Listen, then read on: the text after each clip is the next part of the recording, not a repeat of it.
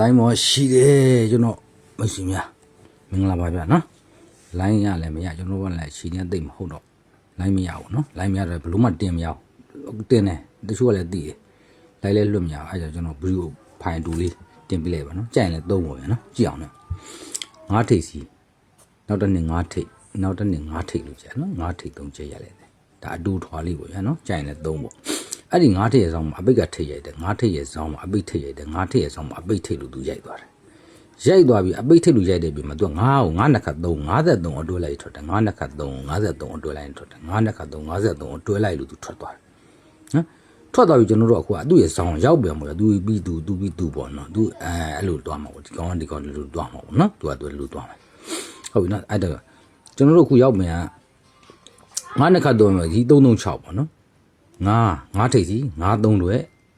အပိတ်ကထိပ်လို့ရိုက်ပြီးသားနဲ့သူကဘယ်လိုရ3ထိပ်ဒီငါးနှစ်ခတ်3လို့ပြီးရိုက်တယ်အဲ့ဒီလိုပဲဒီငါး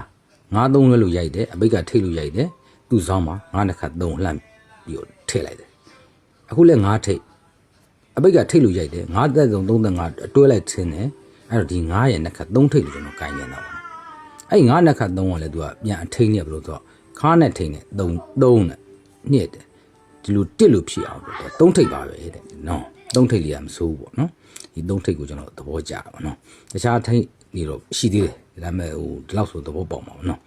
အဲ့3နေရာလဲဒီမှာသူကနောက်နှလုံးပေါင်း3နောက်နှလုံးပေါင်း3နောက်နှလုံးပေါင်း3ဆိုကျွန်တော်ရိုက်ခဲ့တာဟုတ်3နေရာလဲအဲ့လိုပြေးလန်းနေရရှိခဲ့တာပေါ့နော်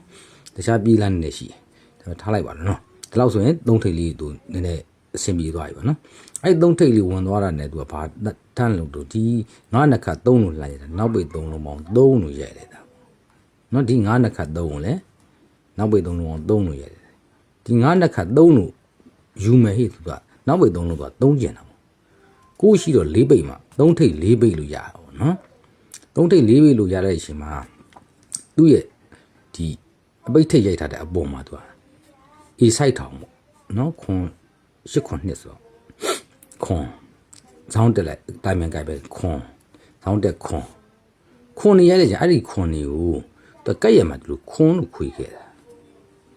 နော်ဒီခွန်ကိုလည်းဒီလိုခွန်လို့ခွေခဲ့တာအပိတ်နဲ့နောက်နှလုံးနဲ့ဒီခွန်ကိုလည်းကျွန်တော်ကျွန်းဝင်လာပြီကျွန်တော်အဲ့ဘာလူကျွန်းမောဖန်တာခွန်လို့သူဝင်လာတယ်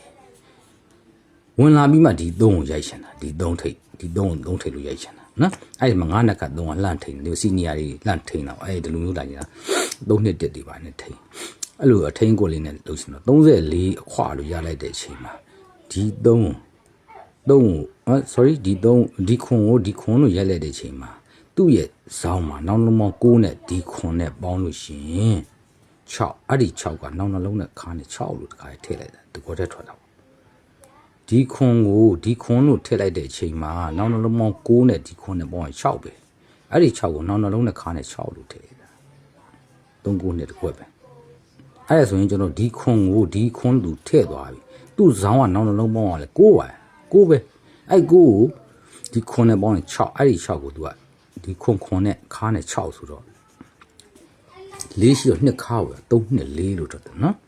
3နဲ့4နော်ဟိုဘရိတ်9တော့ဖြစ်နေတော့ခဏတော့စိမ့်တာပဲနော်ကျွန်တော်အဲ့ဒါ line ပေါ်ကမိတ်ဆွေနဲ့ကျွန်တော်မမဝင်နေကြရင်ထိုးပေါ့ဗျာနော်ထိုးဆိုတာဒါကတော့တအားကြီးတော့ထိုးလို့အဆင်မပြေသေးဘူးပေါ့လက်လောက်နဲ့တော့မရသေးဘူးနော်အခုနကပြောတာကျွန်တော်ပြောတာဒီ3နှစ်1ဆိုတဲ့အပြေးတွေကလည်းအချုပ်ကွက်တွေကလည်းဒီမှာလည်းသူ3ဘိတ်2ဘိတ်1ဘိတ်တို့ဒီလိုတွေလာတာအပြေးတွေရှိမှသူကသွားတာဒါမှမရှိဘဲနဲ့ဘလိုင်းတော့မသွားဘူးဗျာနော်ဟုတ်ပါပြီကျေးဇူးတင်ပါနော်9မိနစ်ပြည့်သွားလို့ရှိရင်ကြော်သွားရင်တင်လို့မရမှာကြောက်လို့ line အခက်ခဲကြောင်နော်နားလဲပြပါဗျ